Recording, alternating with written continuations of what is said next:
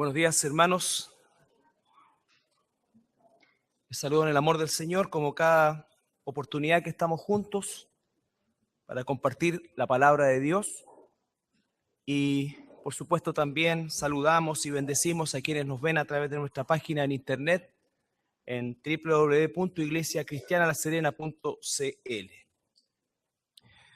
Bueno, el día de hoy vamos, por la gracia de Dios, a continuar con el estudio de esta carta de Santiago, el hermano del Señor.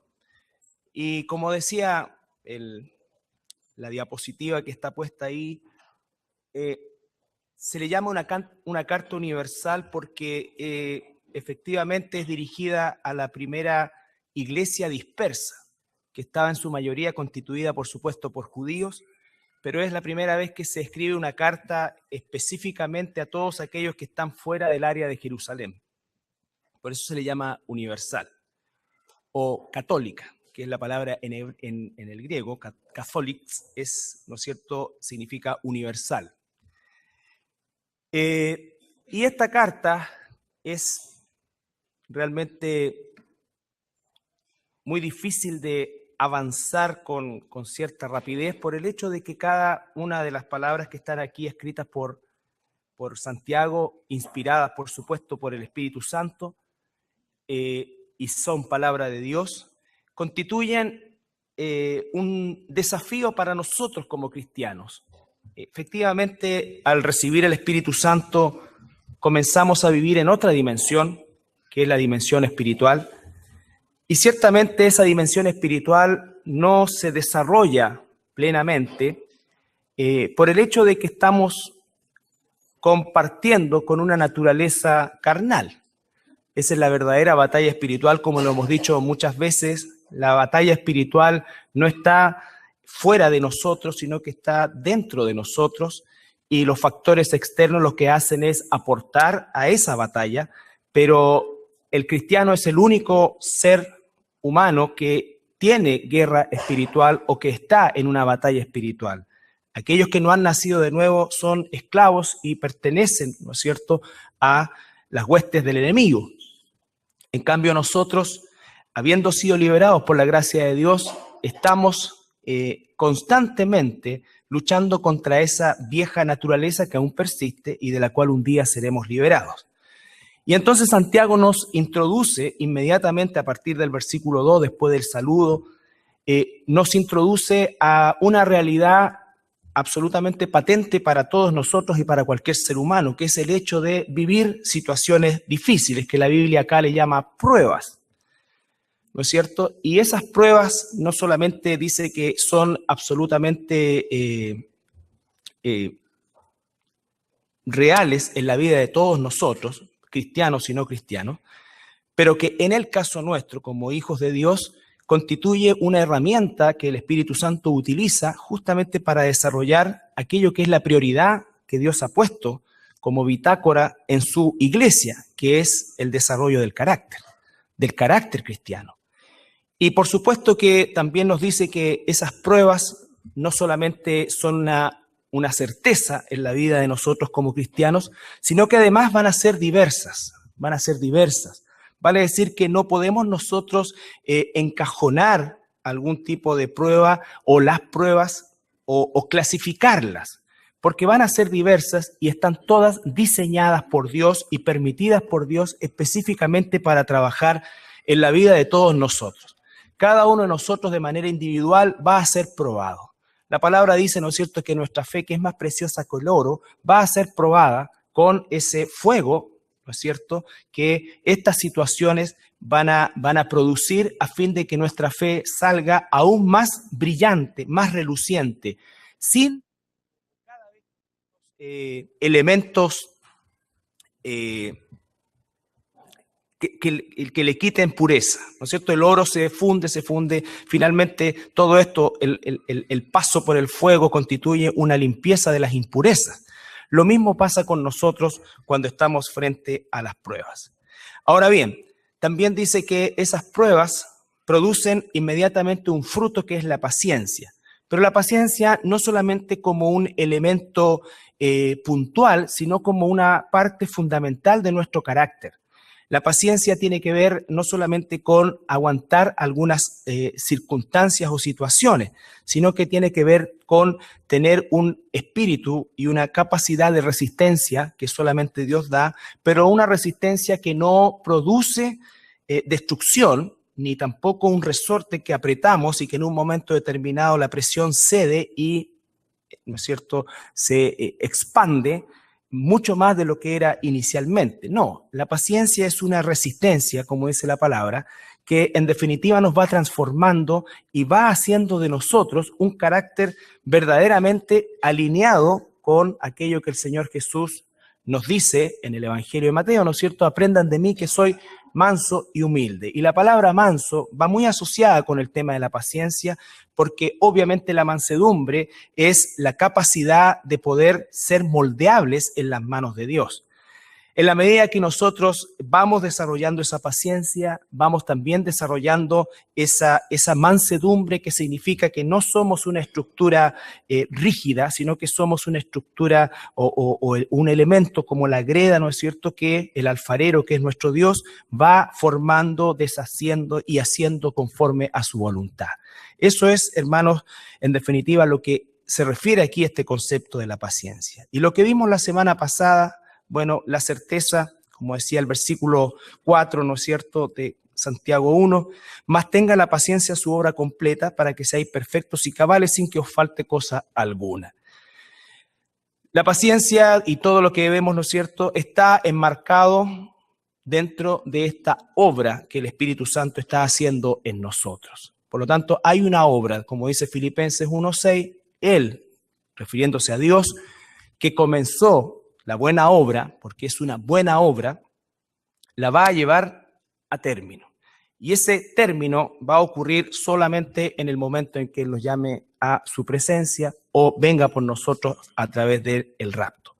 Entonces, Santiago ya en estos primeros 3 o 4 versículos nos ha dado una lección súper grande en relación a esta situación de la cual ningún ser humano puede escapar, que son las tragedias, los desastres, las enfermedades y todo lo que ocurre a nuestro alrededor, y que los cristianos, por supuesto, no estamos exentos, pero como hijos de Dios leemos y le damos una lectura a cada una de estas cosas conforme a el Espíritu de Dios y no conforme al mundo. Y esto va en relación a lo que vamos a ver hoy, que es el versículo 5. Vamos a leer hasta el 8, pero probablemente vamos a llegar al 6 solamente. Capítulo 1, versículo 5. Dice, y si alguno de vosotros tiene falta de sabiduría, pídala a Dios, el cual da a todos abundantemente y sin reproche, y le será dada. Pero pida con fe, no dudando nada, porque el que duda es semejante a la onda del mar, que es arrastrada por el viento y echada de una parte a otra. No piense, pues, que en tal haga que recibirá cosa alguna del Señor. El hombre de doble ánimo es inconstante en todos sus caminos. Entonces, este versículo 5 comienza diciendo o expresando si alguno tiene falta de sabiduría. Y pareciera una pregunta hasta un tanto burlesca, porque creo que todos nosotros, y creo que no existe cristiano que pueda decir que no le falta sabiduría, o que pueda decir estoy completo o lleno de sabiduría, o ya no necesito más sabiduría. Y por supuesto que esa pregunta tiene una sola respuesta, y esa respuesta es claro que sí, claro que necesito sabiduría. Y el contexto directo de esta petición de sabiduría, ¿no es cierto?, es para poder enfrentar y pasar estas pruebas. Por supuesto, necesitamos sabiduría en todo lo que hacemos. Necesitamos sabiduría para criar a nuestros hijos, para vivir como esposos, para vivir como hermanos, para compartir el evangelio. La sabiduría es imprescindible para todas nuestras acciones, pero aquí específicamente el foco es las pruebas. Entonces alguien podría decir, yo lo que necesito para pasar las pruebas es fortaleza. Claro que sí. Yo lo que necesito para pasar las pruebas es que Dios me saque de acá en realidad. Ni siquiera quiero pasar. Pero resulta un tanto extraño cuando asociamos sabiduría a pruebas. Pero la Biblia dice así, lo que necesitamos es sabiduría, sabiduría de Dios. ¿Por qué? Porque cuando nosotros estamos enfrentados a una situación difícil, a una prueba en particular, de cualquier índole, física, material, en fin, la tendencia natural nuestra va a ser a tener una reacción carnal, a querer resolver las cosas carnalmente, aun cuando esto se enmarque dentro de soluciones viables. Pero nuestra tendencia no es buscar primeramente a Dios en esa situación, sino que es tratar en la desesperación de tomar algunas medidas que en definitiva puedan aplacar la prueba y en lo posible, ¿no es cierto?, eliminarla. Por lo tanto, esa es la tentación a nosotros hacer algo que esté basado en nuestra propia carnalidad, ¿Por qué? Porque nuestra reacción es inmediata. Y no quiero decir con esto que sabiduría de Dios signifique pasividad. No, por supuesto que no. Pero la sabiduría de Dios significa verdaderamente que nosotros vamos a buscar en Dios y de Dios la dirección para pasar estas pruebas. Cuando nosotros tenemos problemas, lo primero que hacemos es buscar una solución o tratar de encontrar una solución. Y es ahí donde muchas veces nos perdemos. Es ahí donde muchas veces cometemos errores. Lo que está diciendo aquí Santiago es, cuando sucedan las pruebas, nosotros que somos hijos de Dios, necesitamos sabiduría para poder hacer conforme a la voluntad de Dios en la situación que estamos. A veces una situación de salud resulta desesperante, sobre todo si es un hijo, por ejemplo. Y nosotros podemos incluso recurrir, o cristianos pueden recurrir a elementos o situaciones reñidas con la voluntad de Dios en su desesperación. ¿No es cierto? A cualquier tipo de instancia que pueda resultar incluso reñida con la voluntad de Dios. ¿Por qué? Porque nuestra desesperación embarga todo lo que estamos viviendo. Entonces la sabiduría de Dios lo primero que hace es colocar un control sobre nuestras emociones. No que no sintamos, sino que no sean las emociones las que nos controlen. Dice Proverbios 3, 5 al 7.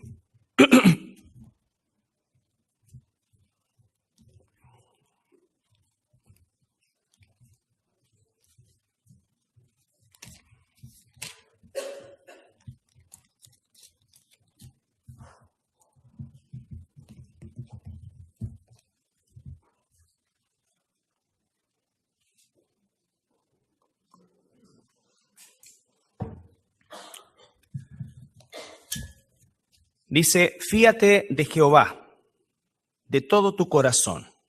Recuerden que para el hebreo la expresión corazón o la palabra corazón implicaba el todo, mente, el todo. No hacía la separación que hace el griego, mente, cuerpo y alma. Fíate de Jehová de todo tu corazón, o sea, de todo tu ser, y no te apoyes en tu propia prudencia. Reconócelo en todos tus caminos. Eso incluye los momentos difíciles, las pruebas. Reconócelo en todos tus caminos y Él enderezará tus veredas. No seas sabio en tu propia opinión. Teme a Jehová y apártate del mal. Entonces lo que nos está diciendo el Señor en primer lugar es que debemos reconocerle, que debemos considerarle y que debemos permitir que Él controle todo nuestro ser. Y si somos hijos de Dios, lo primero que sabemos es que vamos a ser probados. ¿Cuándo? No lo sabemos. ¿Cómo? Tampoco lo sabemos. Pero sabemos que vamos a ser probados. Por eso dice el apóstol Pedro, no nos sorprendamos de la prueba como algo que no nos puede suceder. Como esos dos extremos, ¿no es cierto?, en los que se mueve el mundo. O La religión apóstata, que dice que un cristiano no debe sufrir, no debe esto, si se enferma y todas estas cosas, entonces no está Dios con él. No, ni esto otro, que para ser cristiano hay que pasar toda la vida sufriendo, tampoco. El punto es que el Espíritu Santo, al tomar control, sabiendo que vamos a ser probados, eso es lo primero. La sabiduría implica conocimiento. Pero la sabiduría no es solo conocimiento. La sabiduría, una persona sabia, es aquella que ha aprendido a practicar lo que sabe y ha aprendido a vivir conforme a lo que sabe, en un proceso práctico que se va desarrollando y que en definitiva transforma un carácter. Entonces, eso es una persona sabia. No es solamente una persona que puede dar un discurso al respecto, sino que alguien que ha sido probado en función de ese discurso. Cuando dice, por ejemplo, de Jesús, varón experimentado en quebranto, Él sabía que venía a sufrir. Él sabía la parte teórica. Pero cuando dice experimentado, significa que él vivió lo que sabía. Y vivió lo que sabía no en su propia voluntad, que es lo que decía el Señor siempre. Yo hago la voluntad de mi Padre. Hago la voluntad del que me envió. Entonces, cuando hablamos de la experiencia, es cuando recién nosotros nos encaminamos a la sabiduría. Cuando estamos siendo probados y estamos viviendo lo que sabemos que va a suceder y lo estamos pasando conforme a la voluntad de Dios y conforme a la información y al deseo de Dios, entonces nosotros comenzamos a ser personas sabias. Entonces, la sabiduría, por lo demás, nadie se gradúa una vez más de sabio. Todos estamos día a día siendo probados y estamos creciendo en esa sabiduría, como dice el mismo apóstol Santiago, creciendo en esa madurez. Entonces, Proverbio nos dice, no seamos sabios en nuestra propia opinión. Lo primero, que un cristiano que va madurando y un cristiano que está creciendo en esa sabiduría es que no toma decisiones embargado por sus emociones, no toma decisiones embargado por las circunstancias, sino que toma decisiones conforme a la voluntad de Dios en medio de esas circunstancias. Recuerden ustedes el justo Job en el Antiguo Testamento, ¿no es cierto? Su vida, su libro, ¿no es cierto? Más del 90% de todos los capítulos constituyen el sufrimiento de Job y las pruebas que él vivió.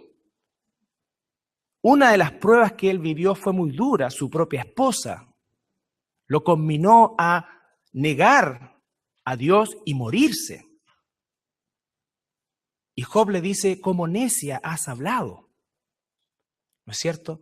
Entonces, son situaciones, por eso es que la palabra prueba también se asocia con tentación.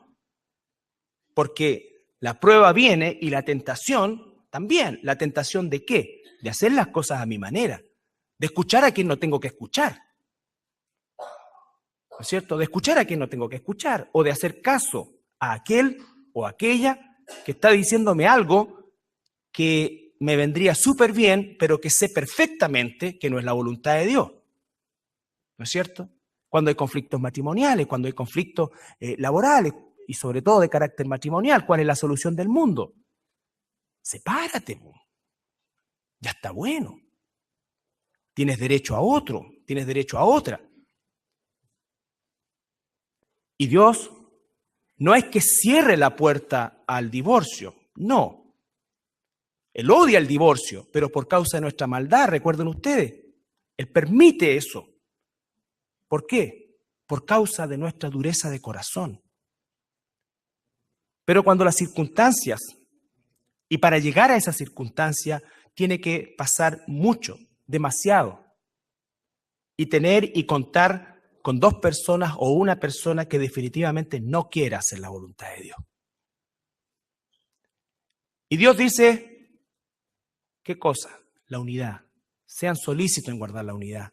Esfuércense en guardar la unidad. Pero nosotros podemos escuchar a otras personas, profesionales incluso, que pueden fácilmente convencerte de algo que es contrario a la voluntad de Dios. Y nosotros estar tan embargados en nuestras emociones y en nuestros problemas personales y en nuestra visión carnal de las cosas, que podemos hacer caso a eso. Y entonces una prueba se transforma en una tentación también. Jesús estaba en el monte de la tentación y en el tiempo que aparece Satanás a tentarle, él sí tenía hambre y él sí tenía sed. Y Satanás le ofrece satisfacer esas dos necesidades que eran necesidades legítimas, pero de forma ilegítima. De forma ilegítima. Entonces, todo esto, hermanos, es sumamente importante porque nos lleva al día a día. A veces hay necesidades económicas. ¿Qué hacemos ahí? ¿Robamos? ¿Defraudamos? ¿Qué hacemos? A veces hay necesidades de salud. ¿Qué hacemos? Llamamos a los brujos del Brasil. ¿Qué hacemos? ¿Te das cuenta? Mentimos porque tenemos una necesidad laboral y la única manera de tener ese puesto es mintiendo. ¿Qué hacemos? Es cierto, Dios sabe que necesito un trabajo y de verdad lo necesito, pero ¿voy a satisfacer esa necesidad violando la ley de Dios? Ese es el punto. A esto nos llama Santiago. Por eso nos dice que no seamos sabios en nuestra propia opinión, no nos autoconvenzamos de algo, sino que seamos sabios en el conocimiento de la palabra de Dios en cuanto al concepto de lo que Dios dice, y Dios eso que dice y que nosotros sabemos lo llevará a un plano práctico y nos va a tentar en esas áreas, ¿Vamos a confiar en Dios o vamos a hacer las cosas conforme a la naturaleza del mundo? A la naturaleza del mundo. Santiago 3:17 nos dice, ahí mismo, que lo vamos a ver después más en profundidad.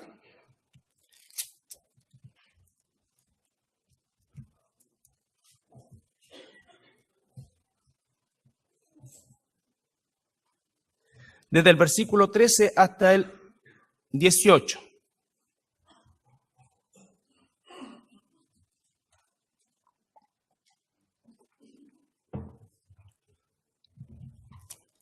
Dice, ¿quién es sabio y entendido entre vosotros?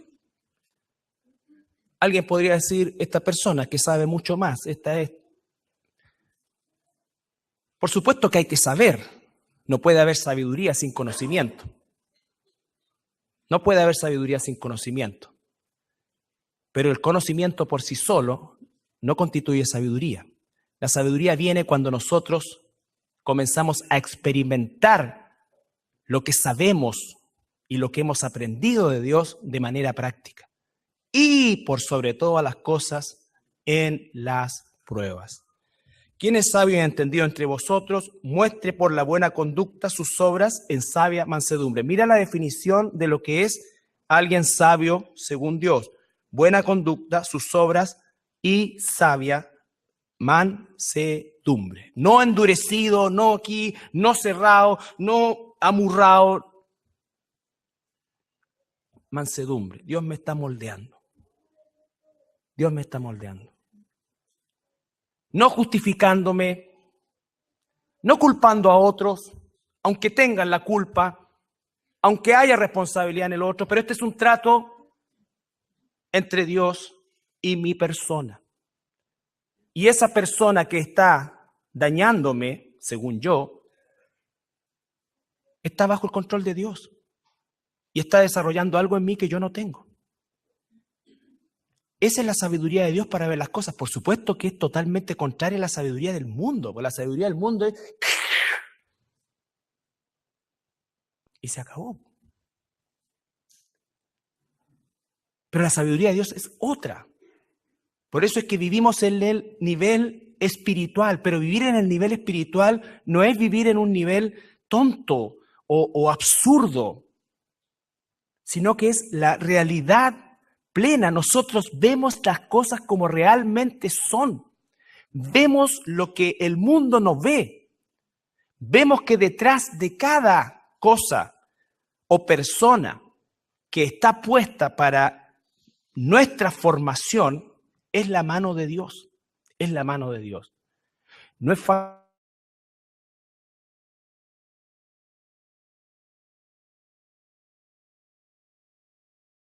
poco probable, si habiendo nacido de nuevo, no estás entrenado.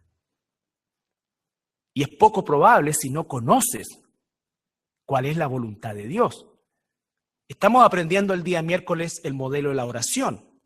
Llevamos varios miércoles y en ninguna parte aparecemos nosotros o nuestras necesidades como una prioridad. Por eso dice Jesús, ustedes piden, pero piden mal. Piden fuera del modelo que yo estoy entregando. Ustedes piden para ustedes mismos. Ustedes lo que piden es que yo los saque del problema. Y no están pidiendo sabiduría para vivir en medio del problema. Yo sabré cuándo los saco, yo sabré cómo los saco. La parte de ustedes es pedir sabiduría para pasar lo que están viviendo. Para pasar lo que están viviendo. Porque ¿qué es la vida? Dice, como la hierba del campo. En la mañana florece y a la noche se muere. Por lo tanto, el propósito más grande de Dios, y es el que nosotros debemos cada día recordarnos, es el desarrollo de nuestro carácter. El desarrollo de nuestro carácter. Esto, hermanos, por supuesto, como va a decir acá, no es entendible, ni siquiera aceptable por aquellos que no han nacido de nuevo. Esto es palabra de Dios para los hijos de Dios. Si somos hijos de Dios, sabremos que Él nos ha dado el poder para vivir de esta manera, porque tampoco lo tenemos en nuestra naturaleza carnal, en absoluto. Muestre por la buena conducta sus obras en sabia mansedumbre. Pero si tenéis celos amargos, contención en vuestro corazón, no jactéis ni mentáis contra la verdad. Celos amargos, contención, amargura. ¿Puede alguien verdaderamente expresarse con sabiduría, con amargura en su corazón hacia personas, hacia situaciones que han sido situaciones reales? Imagínense si Pablo hubiese sido amargado, si Jesús mismo se hubiese amargado contra Judas, contra Pilato, contra los fariseos, contra todos. Pero ¿qué fue lo que dijo él en la cruz? Padre, perdónalos porque no saben lo que hacen. Y eso conmovió el corazón de un hombre duro, acostumbrado a torturar como un centurión romano, que lo mira y dice, de verdad, este es el Hijo de Dios, no puede ser de otra manera. No puede ser de otra manera. Porque los que estaban crucificados, con las pocas fuerzas que tenían, escupían a los soldados, los maldecían. Pero este hombre dijo, Padre, perdónalos porque no saben lo que hacen. Y el centurión lo mira y dice, en verdad, este era el Hijo de Dios. Entonces, esta situación a la que nos lleva Santiago, nos está diciendo que estos celos, esta contención, ni siquiera nosotros debemos jactarnos, yo soy cristiano, pero soy amargado. Porque no puedo perdonar a un papá, a una mamá, a un hermano, a un tío, a un compañero de trabajo, esto. Pero soy cristiano. ¿Te das cuenta? Puede que eso sea así, pero está mal. Eso es sabio en mi propia opinión. Eso es ser sabio en mi propia opinión. Mi opinión es que yo, perfecto, todo hasta aquí, pero contigo no vamos a decir ni a M, sino que ni al culto. No. Dios está trabajando y te está moldeando, me está moldeando. Y claro que cuesta volver a abrazar a alguien que te ha hecho daño. Y no solamente volver a abrazarlo, sino que realmente hacerlo de corazón. De corazón. Y sin siquiera esperar que la persona haya cambiado. No. Dios tiene un trato personal contigo y conmigo en eso. Versículo 15, porque esta sabiduría, o sea, esta forma de hacer y de ver las cosas, escuche bien, no es la que desciende de lo alto, por supuesto que no. Imagínate que Dios fuera rencoroso con nosotros. Imagínate que Dios fuera rencoroso con nosotros. Bendito sea el Señor, que no lo es. La sabiduría de lo alto no es, sino que cuando hay celos, contenciones, amargura, es terrenal, animal y diabólica. Nunca somos más parecidos al diablo como cuando tenemos rencor, odio y amargura. Eso viene de Satanás. Satanás pone eso, porque con eso nos esclaviza, nos inhabilita. Quizás somos cristianos, sí, pero vamos a resultar ser sumamente improductivos. Vamos a parecer enemigos de la cruz, porque esa raíz de amargura no nos va a permitir crecer. Nadie que tiene raíces de amargura crece. Puede que aprenda más, pero no crece. Porque el crecimiento es práctico, basado en lo que aprendemos, basado en lo que sabemos, pero es práctico. Aprendemos a perdonar, aprendemos a desarrollar una vida realmente en un nivel espiritual, realmente en un nivel espiritual. Esto es absolutamente transversal a todos nosotros, porque siempre hemos tenido personas cercanas incluso, muy cercanas a veces, las cuales nos han hecho daño, pero también nosotros le hemos hecho daño a otras. A lo mejor ni lo sabemos, o queremos bloquear esa área, porque aquí nadie puede decir yo, pero... Porque dice que el que dice eso el Señor está mintiendo. Está mintiendo. Entonces esto no se trata de medir cuánto daño, no, ser moldeable. Moldeable. El Señor nos está moldeando. Porque donde hay celos, versículo 16, contención, allí hay perturbación y toda obra perversa. Pero la sabiduría que es de lo alto es primeramente pura, porque viene de Dios. Es decir, sincera. Después, pacífica, amable, benigna, llena de misericordia y de buenos frutos, sin incertidumbre ni hipocresía. ¿A cuánto nos falta sabiduría para vivir así? Esta es la sabiduría de Dios. El contraste entre la sabiduría humana, que te dice, no, déjalo, pégale, no se lo merece, olvídalo, que se pudra por todo lo que me hizo.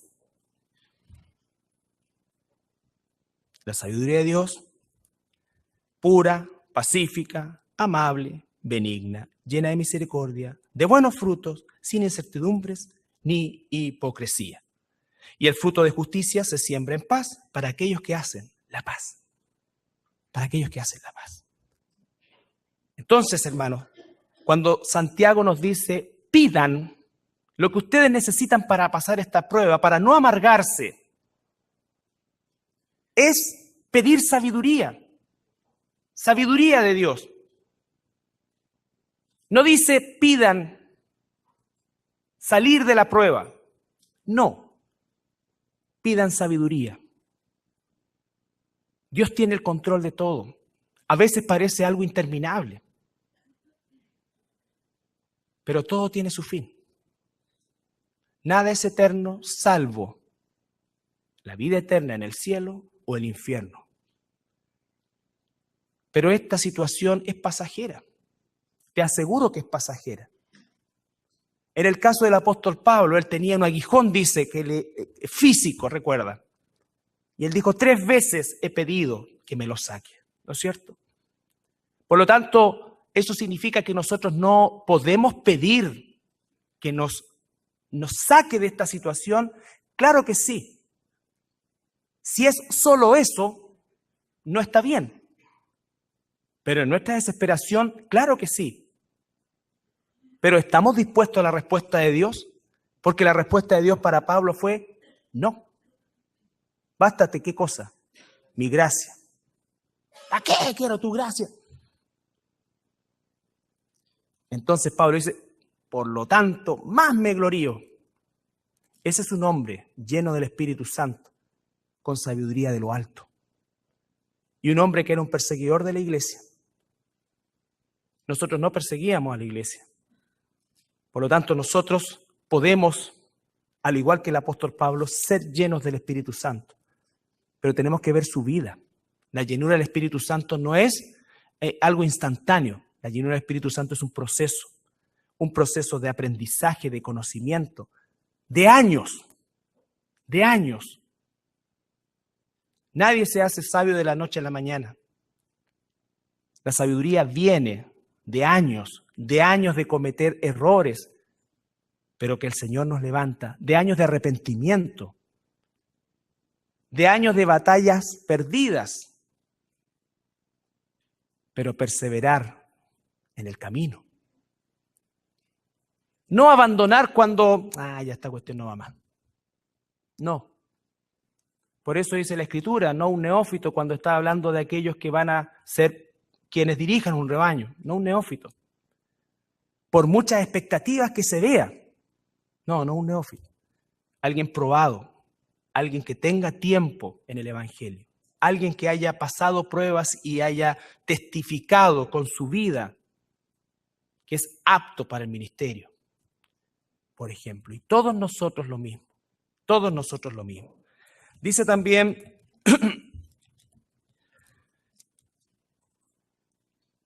Job, vamos a leer a Job. Pero antes, Colosenses 1:9, ya que estamos ahí en el Nuevo Testamento, para no transportarnos tan atrás. Colosenses 1:9.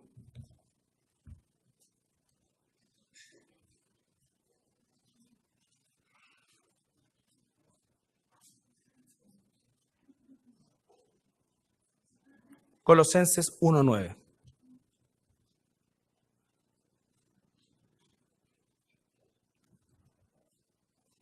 En adelante, dice: por lo cual también nosotros desde el día que lo oímos, el informe de Epafras, no cesamos de orar por vosotros y de pedir que seáis llenos del conocimiento de su voluntad, requisito absoluto, sabiduría e inteligencia espiritual, decisiones inteligentes espiritualmente. ¿Para qué? Para que andéis digno, como es digno del Señor, agradándole en todo y llevando otra vez fruto en toda buena obra y creciendo en el conocimiento de Dios. Ese es el propósito. Veamos el orden. Para que andemos o andéis como es digno del Señor, agradándole en todo, llevando fruto en toda buena obra y creciendo en el conocimiento de Dios. Entonces, ese es el propósito, ¿no es cierto?, de la sabiduría a la cual se refiere Santiago. ¿Por qué pedimos sabiduría? Pedimos sabiduría, y específicamente en el contexto de los pasajes de Santiago, cuando estamos pasando pruebas. Pedimos sabiduría cuando vamos a enseñarle a alguien. Necesitamos sabiduría de Dios para tener paciencia, para tener el conocimiento necesario, pero por sobre todas las cosas pedimos sabiduría para vivir en medio de las dificultades. Pedimos sabiduría cuando Dios nos mueve la alfombra. Pedimos sabiduría cuando Dios mueve la estantería, cuando nos desordena nuestra vida. Nuestra vida que la tenemos armadita, ¿no es cierto? Y de repente Dios la desordena. ¿Qué vamos a hacer ahí? Porque Dios, alabado sea el Señor, bendito sea Jehová, todos, porque está mi vida ordenadita. Pero ¿qué pasa cuando Él la desordena? ¿Qué pasa cuando Él la desordena? ¿Cómo reaccionamos? ¿Con sabiduría del mundo, la diabólica, o la sabiduría de Dios que viene de lo alto? ¿Por qué estamos preparándonos? ¿Por qué entrenamos? ¿Por qué todos los días tenemos que buscar al Señor? ¿Por qué todos los días buscamos su reino? ¿Por qué todos los días buscamos hacer su voluntad? ¿Por qué todos los días luchamos para santificar su nombre? Porque nos estamos preparando, porque sabemos que vamos a ser probados, pero no tenemos ese miedo, yo quiero venir, no, sino que confiamos en el Señor. Y cada día vivimos pequeñas pruebas, pero algún día puede llegar una prueba grande y tenemos que estar preparados. Pedro dice, no se sorprendan del fuego de la prueba. No se sorprendan del fuego de la prueba. La disciplina, la perseverancia, el hábito, ¿Saben ustedes por qué cayó, entre otras cosas, el Imperio Romano? Algo que era indestructible. Porque pasado un tiempo, las legiones dejaron de entrenar, las legiones comenzaron a tener una vida laxa, y entonces cuando perdieron el entrenamiento, aquellos que antes solamente les ponían el pie encima, los vencieron fácilmente, porque dejaron de entrenar, dejaron de prepararse para la guerra, dejaron de estar atentos, dejaron de hacer guardia. Lo mismo con nosotros. Cuando nosotros dejamos, dicen, en realidad ya a esta altura, ¿qué tanto será? He pasado por tantas cosas, yo creo que ya el Señor terminó conmigo. No. Siempre atento, siempre entrenando, siempre aprendiendo, siempre practicando, siempre evaluándote, siempre mirándote realmente como Dios nos mira, siempre examinando, como dice Juan en su carta, examinado si estás en el Señor, examínate. ¿Por qué? Porque va a llegar la prueba, va a llegar una dificultad. Entonces cuando llegue, en vez de sorprenderte y desesperarte, tú vas a decir, llegó la hora. Llegó la hora. Es la oportunidad de glorificar a Dios. Es la oportunidad de glorificar a Dios. Eso es lo que nos está diciendo Santiago. Si esto nos parece muy extraño, es porque nuestra naturaleza carnal lo odia. La única que puede recibir esto es nuestra naturaleza espiritual, como nacidos de nuevo. Ahora sí, Job, en el Antiguo Testamento, capítulo 28.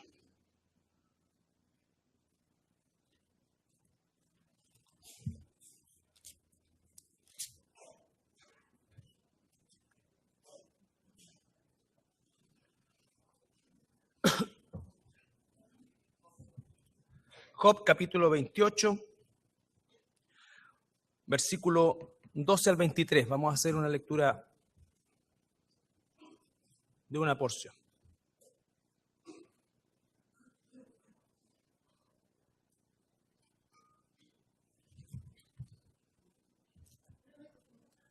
Job, capítulo 28. Recuerden que Job no estaba en un resort, ¿no es cierto?, vacacionando o bronceándose, o en un día de campo, o en una situación normal. Él estaba bajo una prueba gigantesca que abarcó todas las áreas de su vida, económica, familiar, de amistades, su propia salud, su propia dignidad, podríamos decir nosotros. Dice que después se rascaba porque tenía tiña, sarna, quién sabe qué cosa. Entonces Dios lo llevó desde acá, que era un hombre encumbrado, ¿no es cierto?, y lo llevó a lo más bajo que pudo llevar a un ser humano, donde todas sus áreas fueron removidas, y vaya que lo fueron. Y vaya que lo fueron. Y él comienza a preguntar, más, ¿dónde se hallará la sabiduría? ¿Dónde está el lugar de la inteligencia? No conoce su valor el hombre, ni se halla en la tierra los vivientes. El abismo dice, no está en mí. El mar dijo, ni conmigo. No se dará por oro, ni su precio será a peso de plata. No puede ser apreciada con oro de Ofir, ni con ónice precioso, ni con zafiro. El oro no se le igualará, ni el diamante, ni se cambiará por alhajas de oro fino. No se hará mención de coral ni de perlas. La sabiduría es mejor que las piedras preciosas. No se igualará con ella topacio de Etiopía. No se podrá apreciar con oro fino. ¿De dónde pues vendrá la sabiduría? ¿Y de dónde está el lugar de la inteligencia? ¿Y dónde está el lugar de la inteligencia? Porque encubierta está a los ojos de todo viviente, y a toda ave del cielo es oculta. El Abadón y la muerte dijeron, su fama hemos oído con nuestros oídos. Dios entiende el camino de ella y conoce su lugar, porque Él mira hasta los fines de la tierra y ve cuánto hay bajo los cielos. Dios sabe porque Él es la fuente de la sabiduría. No hay en otro lugar. Todo lo que el hombre conoce como sabiduría está enmarcado en aquello que dice, ¿no es cierto?, Santiago, que viene de lo diabólico. No estoy hablando del conocimiento en sí, estoy hablando de la sabiduría, de la aplicación de lo que sabemos. Por supuesto que el conocimiento humano, permitido también por Dios, se desarrolla. Podemos tener hoy día cura para enfermedades y una serie de otras cosas, pero no es a esto lo que se está refiriendo Dios. Dios se está refiriendo a esa sabiduría única que debe morar en la vida de sus hijos e hijas. Esa sabiduría que no se puede encontrar en ninguna otra parte, que no se puede comprar, que solo se puede obtener por medio del desarrollo de cada uno de nosotros como hijos de Dios. Dios está haciendo una obra y esa obra tiene que dar como resultado sabiduría. Hombres y mujeres sabios en el Señor como hijos de Dios, conduciéndose conforme a lo que a Él le agrada, pidiendo sabiduría para vivir especialmente y en este caso los momentos difíciles que Dios va a permitir. Entonces tenemos que nosotros entender que la sabiduría que vino de lo alto no tiene nada que ver con la sabiduría del mundo. No importa que sean incluso personas profesionales en eso, pero no es así. La sabiduría de Dios es otra cosa. Y la sabiduría de Dios es absolutamente contraria a la sabiduría del mundo. Contraria a la sabiduría del mundo. La sabiduría de Dios es pura, amable y todo lo que nos dice Santiago. Por lo tanto, hermanos, dice además, para ir terminando ya, volvemos a Santiago.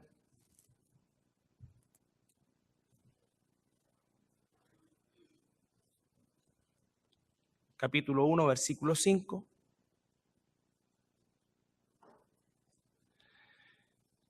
Y si alguno de vosotros tiene falta de sabiduría, ya hemos hablado del tema, siempre somos faltos de sabiduría, que lo que tenemos que hacer es pídala. La palabra pídala ahí está en un modo imperativo.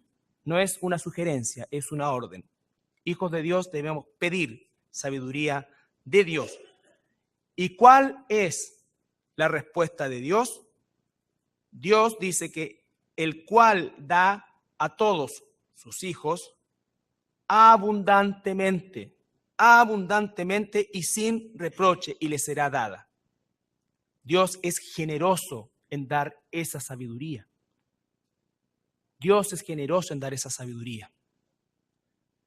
Y dice que sin reproche. La palabra reproche es una reprimenda. Dios no dice, pero no necesitas la primera sabiduría, ya está bueno. Con lo que te di es suficiente. No, Él da. Cuantas veces nosotros le pidamos, cuantas veces la necesitemos, siempre la necesitamos. Pero específicamente en estos momentos de pruebas es cuando más patente se hace, porque siempre está disponible, pero más patente se hace en estos momentos de prueba que Él nos da esa sabiduría para saber vivir y no salir de nuestro marco como hijos de Dios por causa de una situación complicada en nuestra vida, de una prueba. Para terminar, como la sabiduría es y parte por el conocimiento, voy a dar algunos versículos, o vamos a leer algunos versículos, acerca de qué pasa o dónde está Dios cuando nosotros estamos viviendo momentos difíciles. ¿O qué hace Dios? ¿O qué es parte de lo que tengo que saber? Isaías, capítulo 26.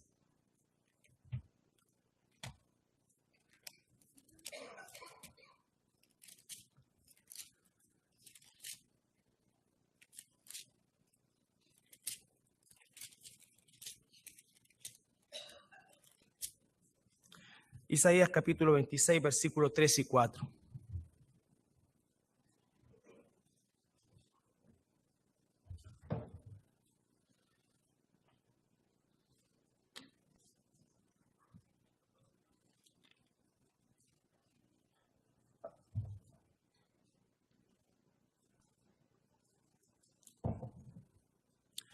tú, Dios, guardarás en completa paz a aquel cuyo pensamiento en ti persevera, porque en ti ha confiado.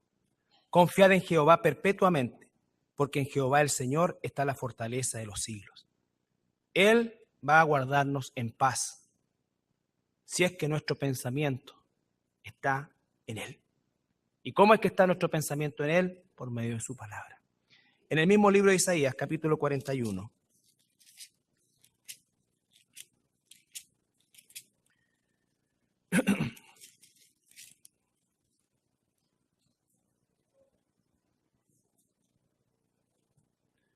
(41:13).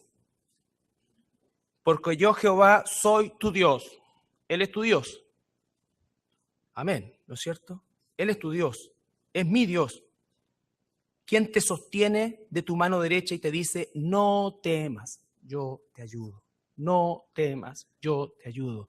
Mi pensamiento persevera en Él. Él tiene el control. Aunque me matare, dice Job también, yo seguiré confiando en Él. Yo seguiré confiando en Él. Eso es conocer a Dios, eso es depender de Dios. Salmo 91.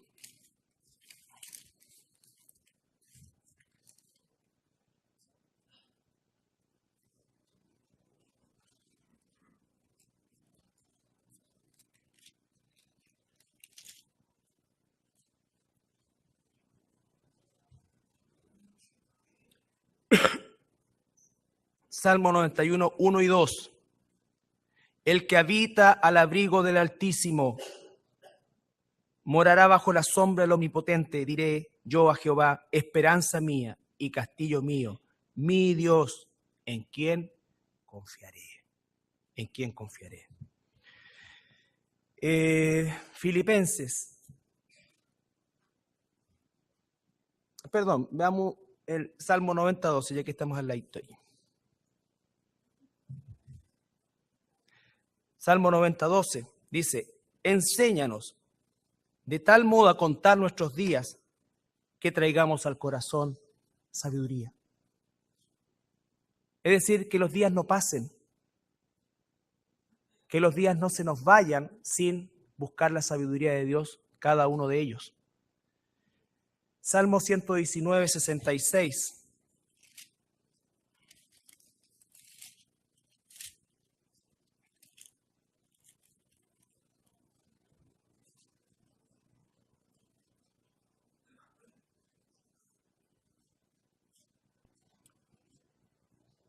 Salmo 119, 66 y 67. Enséñame buen sentido y sabiduría, o sea, sentido común y sabiduría, porque tus mandamientos he creído, tus mandamientos he creído. Antes que fuera yo humillado, descarriado andaba, o sea, necesitaba ser humillado. No sabía que necesitaba ser humillado, pero hasta que no fui humillado, no me di cuenta que estaba descarriado. Más ahora guardo tu palabra. Filipenses 4:13, uno más.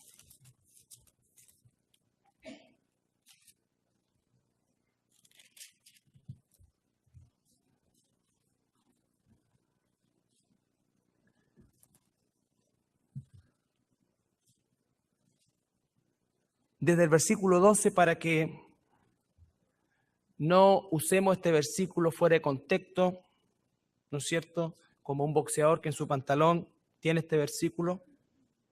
Dios no lo escribió para el boxeo. Dios lo escribió para cuando estamos viviendo momentos de prueba. Dice Pablo en relación a su situación material y física también. Sé vivir humildemente, sé tener abundancia en todo y por todo estoy enseñado. ¿Por todo estoy qué? Enseñado. Se aprende. Así para estar saciado como para tener hambre, así para tener abundancia como para padecer necesidad. Y en ese contexto él dice, todo lo puedo en Cristo que me fortalece. Todo lo puedo en Cristo que me fortalece. Estoy enseñado por Dios a vivir en escasez de cualquier tipo, en salud, en enfermedad, como sea, pero todo lo puedo en Cristo que me fortalece. Y por último, 1 de Pedro capítulo 5,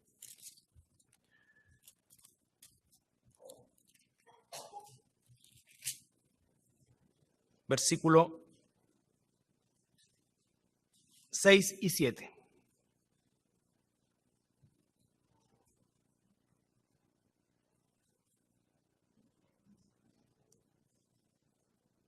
Primera de Pedro 5, 6 y 7. Humillaos, pues, bajo la poderosa mano de Dios, para que Él os exalte cuando fuere tiempo, su tiempo. Vale decir, sean humildes, sujétense bajo la poderosa mano de Dios, echando toda vuestra ansiedad sobre Él, porque Él tiene cuidado de vosotros. La próxima semana vamos a ver pedir con fe. Es decir, creer que Dios va a hacer esto, creer que Dios me va a dar paz, creer que Dios está en control, creer que aunque estoy pasando por el valle de sombra de muerte, Él está conmigo. Ese pedir con fe no es para decir, yo tengo fe que el Señor me va a dar la casa que quiero. No. Dios no es que no tenga que ver con eso, pero su sabiduría no es para eso.